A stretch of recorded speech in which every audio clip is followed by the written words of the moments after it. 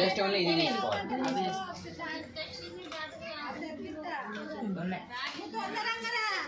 మంచిగా ఇట్లా వేయాలి.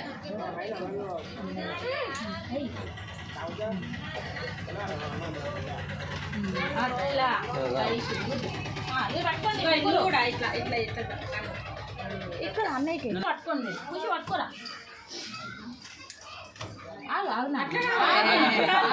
లాస్ట్ ఇట్లా పట్టుకోండి.